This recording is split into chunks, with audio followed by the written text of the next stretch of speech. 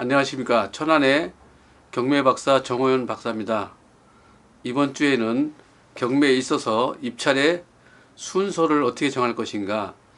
대부분의 경우에는 1차는 물론 감정가와 같기 때문에 입찰을 기피하는 것이 사실입니다. 그리고 2차에 가서도 혹시나 입찰자가 없을까 해서 2차의 입찰을 기피하는 경우도 상당히 있습니다. 그러나 실제 경매에서는 3차에 가게 되면 2차 가격인 70%를 훌쩍 뛰어넘는, 예를 들면 75 내지는 80%, 심한 경우에는 88%까지 입찰가를 끌어올리기도 합니다.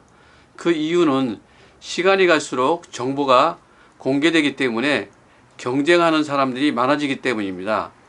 그러다 보면 3차에서 혹여나 내가 이걸 받지 못할까 하여 입찰 가격을 상당히 끌어올리는 경우가 비일비재합니다.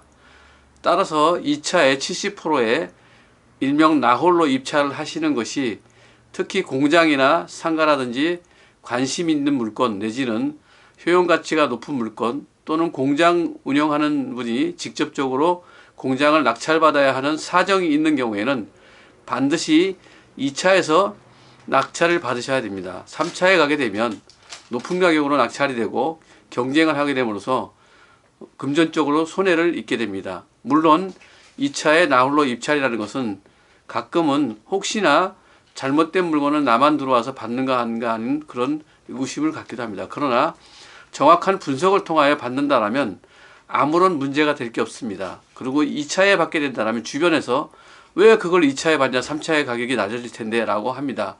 그런 부분에 대해서는 여러분들이 배제하시면 됩니다. 대부분 그것은 남의 일이기 때문에, 우리나라 속담에 사촌이 땅을 사면 배가 아프다는 말이 있습니다.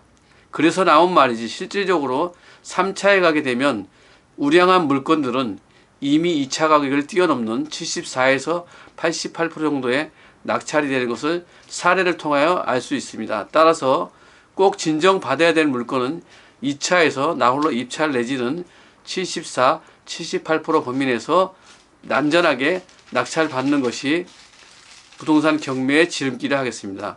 부동산 경매는 물론 저렴한 가격으로 받는 것이 목적이기도 하지만, 그것이 꼭 내가 받아야 될 필요한 물건인 공장이라든지 이런 경우에는, 내지는 상가에서 학원을 운영하는데 그런 것이 필요하다라는 경우에는, 투자 목적이 아닌 경우에 반드시 받아야 할 때는 그런 것에 연연하지 말고 자기 나름대로 주관을 가지고 소신 있게 2차에서 낙찰을 받으시기 바랍니다.